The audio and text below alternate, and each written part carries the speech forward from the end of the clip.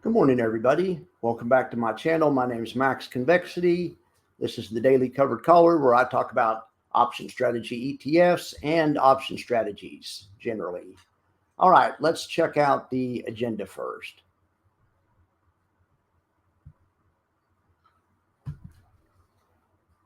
Okay, today we'll always start with the heat map, see what's moving. Then I wanted to encourage everyone to watch Panda's latest video. We'll talk about that in a second, and I'll post the link.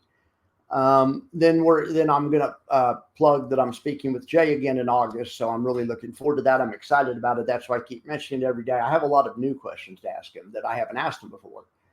All right, then also I was watching CNBC this morning, and I saw that the Ether ETF started trading today, and evidently they're tracking the asset well and whatever. It's probably, who knows? It was the fund manager talking about it, so he's talking his own book, I'm sure. All right. I believe it was the manager or someone at the company. All right. We'll also talk about the Defiance and YieldMax trades. CBO is coming out with a new variant swap product that I'm interested in. It's going to be similar to the VIX, I think. I'm still doing the research on it. We'll talk about the Tesla crash, Delta neutral trade, as well as the Coinbase trade. And we'll look at some earnings trades and some hedge trades. All right, so we have a full agenda. Let's start here with the heat map.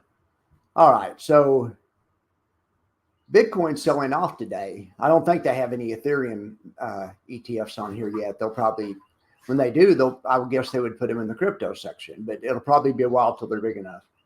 All right, indexes are kind of grinding to a little bit higher. Gold and commodities and crypto are selling off. Semis are strong again. I think this is leverage semis. Yeah, well, I'm sorry, no, inverse semis. So semis are weak again. U.S. large cap growth.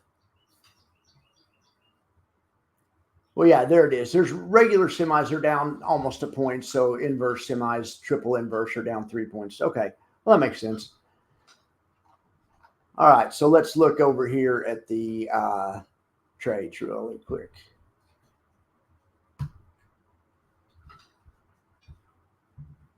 Triple QY.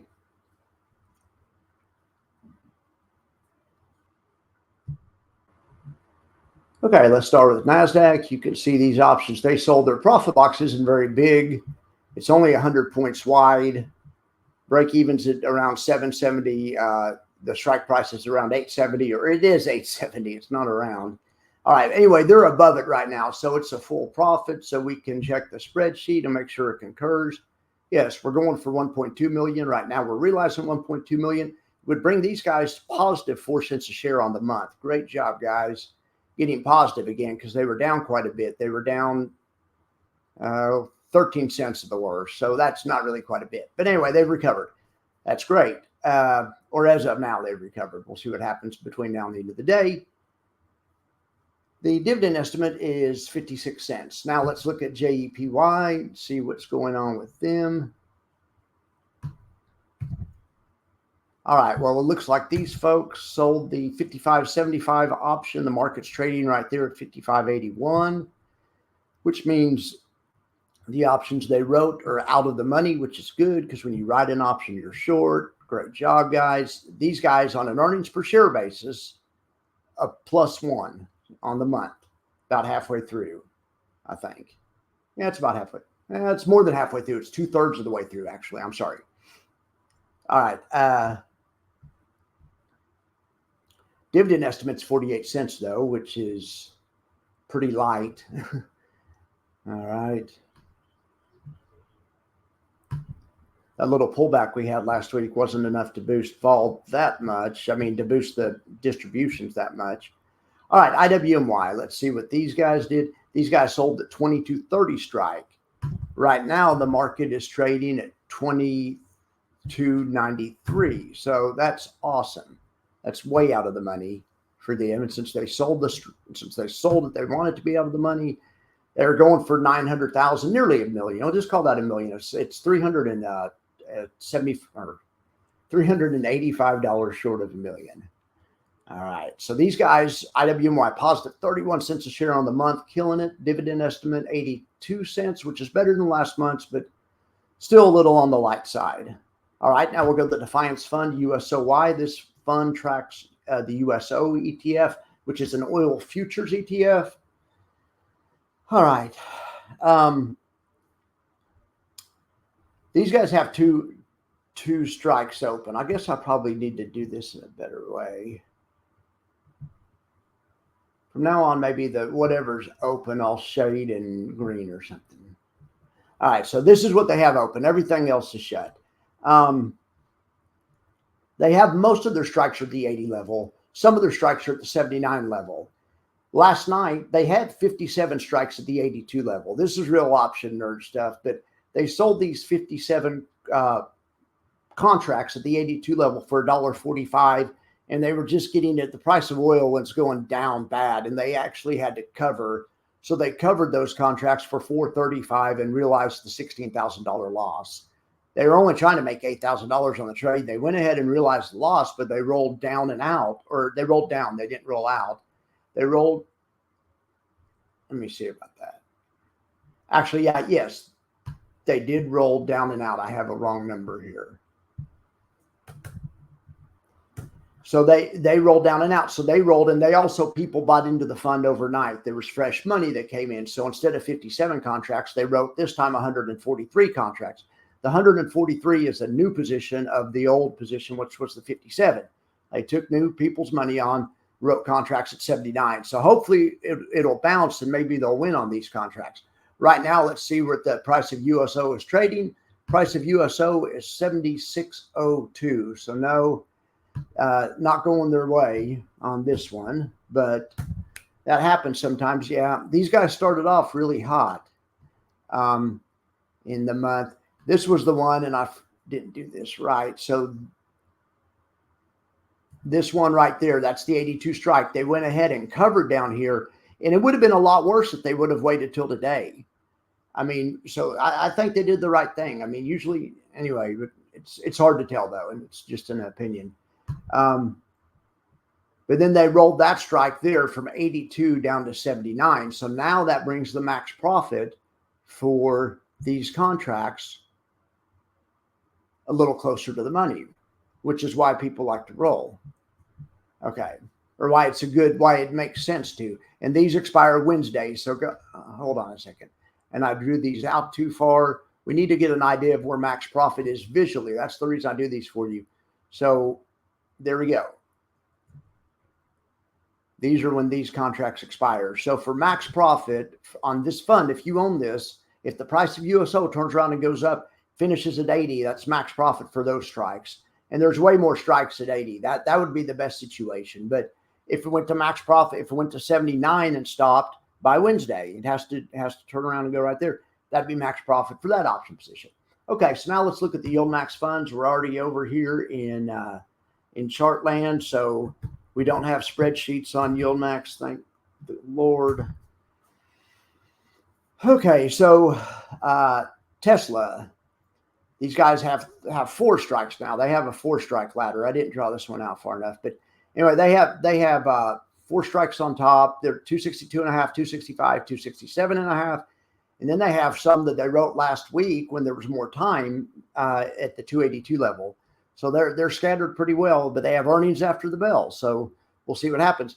Now there's a bearish fund, of course, that you guys know about called Crash. Well, Crash has inverse profit boxes because there's covered puts. Anyway, Crash has a 2-strike ladder. Crash has plenty of room on the upside.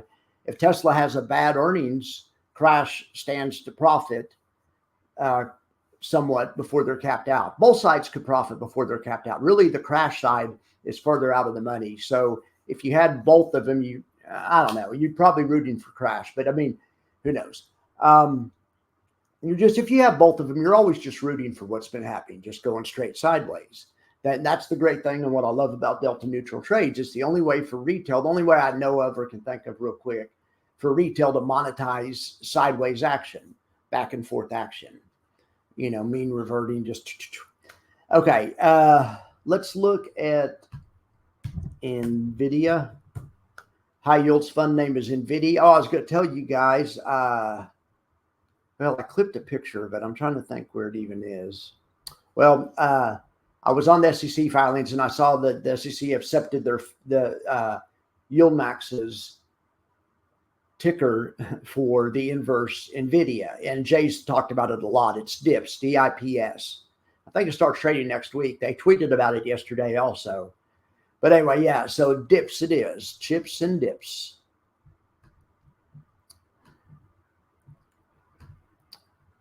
Okay.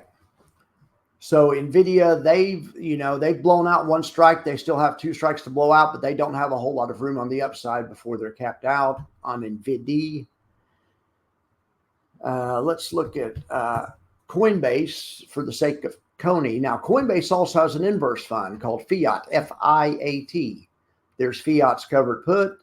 Here's Coney's covered call. So they're damn near capped out on the upside at this point. They're getting close to being capped out. But on the downside, if you have Fiat, there's still plenty of room on the downside. But like I say, if you have both of them and you're just balancing them to be neutral, you're just hoping for it to stay in between.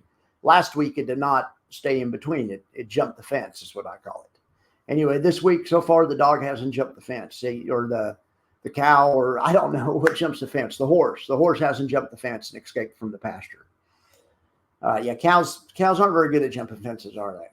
Yeah, you can tell I'm a city boy. All right, I may live in Texas, but I'm a huge city boy. Always have been. All right, so let's look at let's look at old Mister. These crypto stocks and also the Russell have been going up ever since Trump looked like he was back in the driver's seat to win. And it's going kind of sideways today, but this one's way up, and strike is blown out just like it was last week. So they went for several weeks without blowing out their strikes, like 3 weeks, really 4 weeks. I won't call that blowing out. That's max profit. But then this week they got off on Monday and they were gone to the races.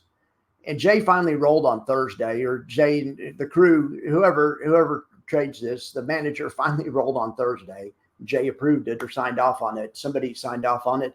And anyway, then that one got blown out the next day. I bet they wish they would have blown off doing the trade in the first place, or maybe done it for a further strike out. But of course, you can't see the future.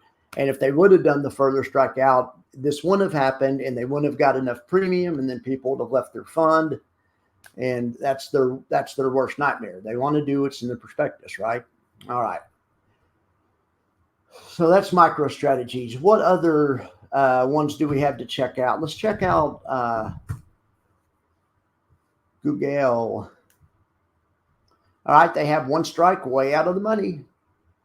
Nice job. I just started covering them. Let's check out AMD. I didn't have their information yesterday. I apologize. I put it in as of today. They have a 2-strike ladder.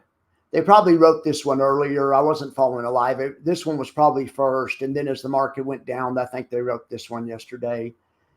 All right. So let's look over here to Amazon. Really looking good this morning. Last time I looked anyway, breaking out of the Bollinger Bands on a 30-minute time frame, closed outside the Bollinger Bands, and then got a confirming bar in the same direction. I mean, that's usually a pretty strong signal. We'll see.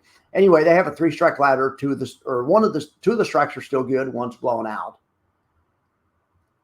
I need to take this off the bottom here. I apologize about that. Okay, so I think we've looked at all the ones we need to look at. So let's talk about some other stuff real quick. Let's talk about this Panda video right here. And both of these Panda videos are good, but especially this, what if you put your ULTY in your IRA? I'm going to link to it. This is one of the best videos I've ever seen on YouTube. I should say the best videos for me, for the way my brain thinks. It's the kind of video like I want to make if I was capable of making this kind of video. It's really good, and I can imagine he put a lot of work into it. Anyway, all it does is it's kind of similar to my video, actually, where I go back and I look at if you would have taken Tesla and you would have reinvested, how you would have done. Maybe he got the idea from me. I don't know, but my video sucks. I mean, watch it. It's one of the better videos I've done. doesn't have the level of detail that he put into his. So I'm highly encouraging people to watch his ULTY video. I watched it. I took notes. I got a whole bunch of good ideas, and I'm going to try to put some of his assumptions that he used. He used some more realistic assumptions. I'm going to try to incorporate them into the next time I do a video, one of my what if videos. The next one I think I'm going to do is ORAK. I'm going to look at OARK or maybe NVDA, and I'm going to go back and I'm going to look at how you would have done, you know, with different tactical strategies of managing it. But anyway, that's I can promise you my video won't be as good as this one.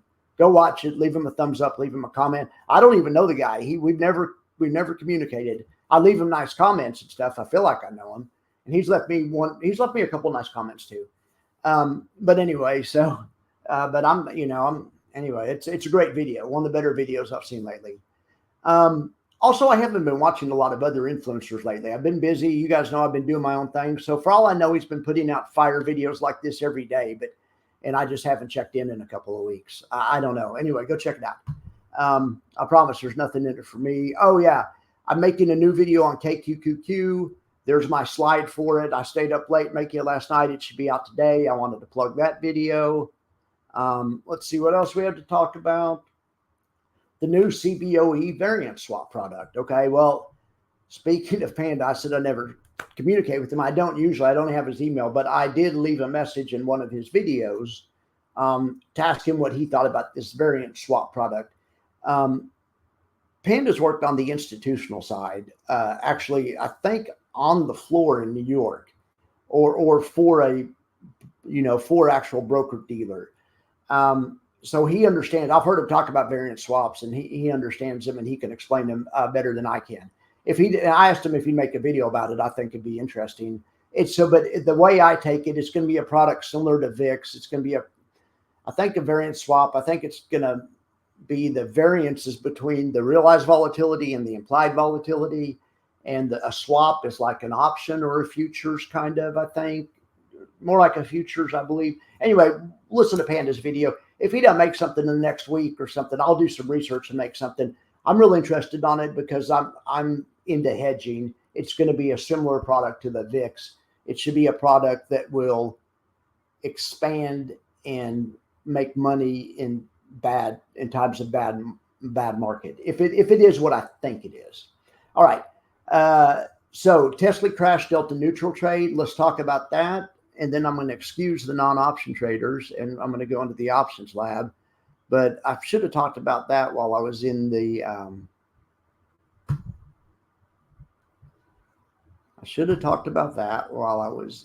this window.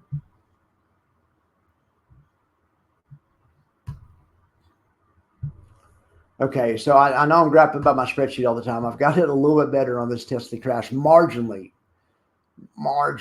I mean, ever so marginally. All right, so the thing is, I cannot figure out how to get it to update live, and that's fine. So this is as of last night, and I'll show you guys the results as of last night every day, because this isn't something you should be day trading. To me, this is the same thing as any other. I have a position in Tesla. Okay, so that's what, 10% of my high yield portfolio. Okay, I have 10 high yield situations, let's call it. So I have a Tesla. Okay, well then I also have, take Tesla as a bad example. All I'm saying is this to me should be the same as any other high yield fund. When you're making the pair, you've just made your own high yield fund. I would, if you have 4 high yield funds with the 25%, allocation in whatever your high yield portion of your portfolio is, decide how much you want to dedicate to high yield. I say no more than 10 or 20, but anyway, whatever that is, then you split that up amongst 4, 5, 6, 7, 8, 10, whatever high yield funds. So I'm just making it 4 if it's simple. If you have 4 high yield funds, let's say you have NVIDIA, Coinbase, Coney, Misty, and Aply, APLY. Okay. Well, then you want to add a 5th one. Okay. Well, now you have 20%. So I'm just calling this the Tesla crash pair itself a high yield fund of its own. I would just do an allocation of Tesla crash together would equal the NVIDIA allocation. That's the way I look at this. You're creating your own high yield delta neutral fund. Okay. It hasn't started out real great. You can see here, off the get-go, it's, because the problem was, as soon as this fund came out, it was doing all right for a few weeks, but then Tesla broke out. So these types of high yield funds, call it, or high yield investments, they do monetize volatility, but they also are kind of making a bet on a sideways market, or they are making a bet on a sideways market. So that's why there's been a pullback in the NAV. The blue is the price of just the NAV alone. Just the NAV alone is down almost 30%. But this thing's paying nice dividends. And, the thing about Tesla and the thing about individual stocks are, whenever they break out and go up, their vol can increase. They can actually have what's called price up, vol up, market up, vol up, which usually doesn't happen in the S&P. And when it does happen, it's a sign to sell. That's another story. Anyway, the Tesla crash trade, it just needs to get a few more dividends under its belt, then it'll be back to neutral. Anyway, I don't know if any of I know of a couple of people that are playing that. I'm making the same chart for Coinbase. But basically, there's yesterday's close of Crash, $13. There's yesterday's close of Tesla. There's total return of Tesla, total return of Crash, blah, blah, blah, cumulative dividend. But then the cumulative dividend of both of them together, the big cumulative dividend is 408. This thing's only been around a month or two, and it's already earned, $4. But of course, it's a $40 investment. It was when you bought it anyway. So, yeah. So anyway, all right. Well, let's do this now.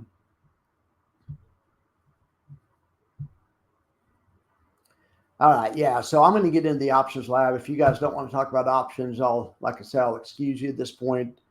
I'll be back. I don't know if I'm going to be back later in the day or not. I have a bunch, but you'll see me in videos. I have videos that are coming out. I don't know if I'll do an afternoon daily covered caller after the market closes. I did one yesterday. I did morning and afternoon yesterday.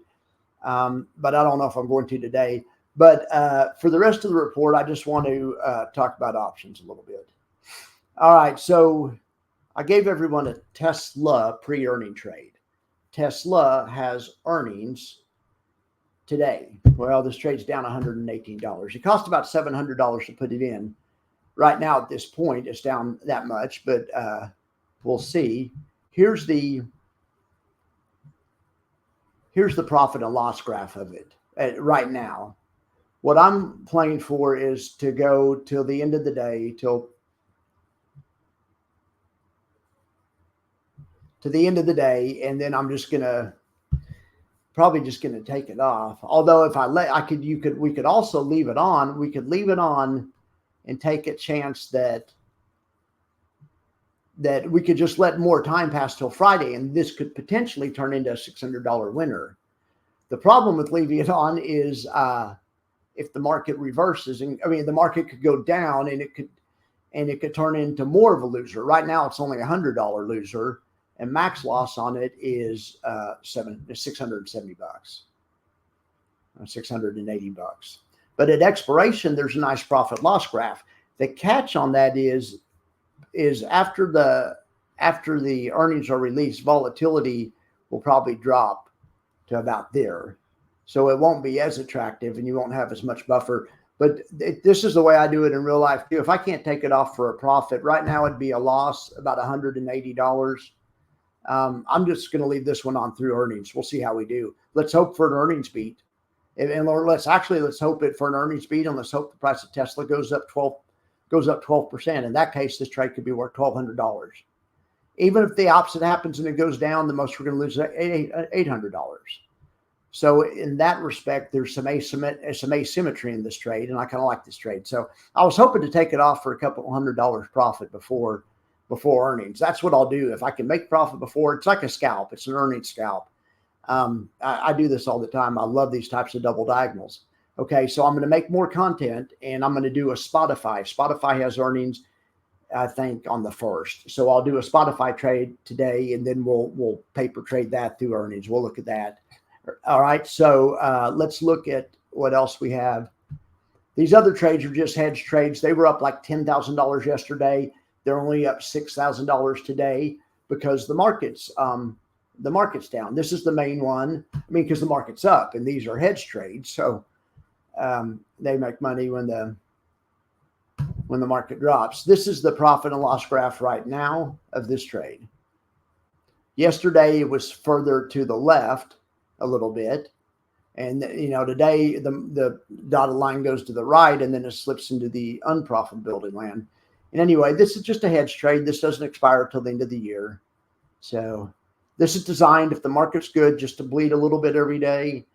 And if the market's bad, it's a get out of jail free card. It'll offset. If $1 million portfolio would be down 20%, it'd be down 200,000. This option position be up 220,000. It even puts a little extra in for taxes. Because the thing about this is, if the market did drop 30% and you had to sell, they had to monetize this. If it was down 30% on the 31st of December, where this expired, you would have to monetize it, or it's cash exercised. I mean, it's cash settled. You would suddenly, the next day, you'd have $363,623 in your account. That'd be one hell of a tax bill. Well, but you probably owe, what would you owe, 20% of that? If you're in my tax bracket, 25 maybe, if you're in the higher, who knows? But it's still whatever. Even if you're in a 40% tax bracket, even if you're in a 30% tax bracket, it's a $90,000 tax bill. It's better than the alternative of losing 30% on $1 million account, which is $700,000. So, also 30% on $1 million account, $700,000. My gosh.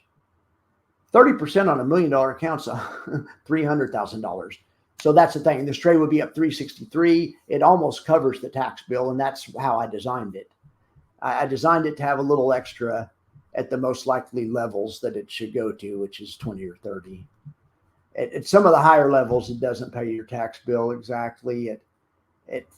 Anyway, it's fine. The nuances of this, don't do this trade, but if you're interested in these types of trades, hit me up in the notes. We'll talk about particulars, and I'll work out one that works better for your particulars. There's a billion different ways to do this. If you had small cap stocks, you'd probably want to do a hedge like this with Russell and not S&Ps, for instance. All right, we can figure that out. But anyway, I really like following those trades. And here's what I expect, and kind of the reason I made the comment. At some point, I'm not bullish on the market, and at some point, I think the market's going to drop big, and I think it could drop big. And these trades, will be up $20,000 or $30,000. It'll be interesting to see how much a person could have made if they would have done something like this. Anyway, it's not really about making; it's about avoiding losses. And Jay's book, Buy and Hedge. If you've read it, I read half of it, and then I have the worst ADHD. I'm good at starting projects, bad at finishing them. You guys have probably noticed that watching me on the channel. Well, anyway, I need to finish Jay's book, but the first part's really good by itself, and I skimmed the second part. The second part's more stuff I already knew. Anyway, but the whole theory of the book is you if you can avoid taking a loss, you don't have to make up that loss. So, that if you take a 25% loss, you have to have a 33% capital gain on the other side of that. And so if you can turn your 25% loss into a 5% loss, like I just showed you, if you have a little loss because of taxes, that sucks, whatever. I guess in our case, it was maybe 9%. Well, but the fund pay, it was actually $27,000 extra liability due to taxes. So that would suck, but it's better than taking that kind of drawdown on your account. And the thing about it is, then you don't have to, if you took a 30% drawdown, like if that would have happened, like I say, I'm not bullish at all, but I'm not a good market timer, but I watch it a lot. I've been watching it for years. I've called some of the previous ones really well. Anyway, all right, guys. Well, I appreciate you guys, and I will talk to you later. All right, I'm going to get busy. I'm going to make some of these new videos, and I'll get those out, and then hopefully you guys will watch them. All right, have a good one.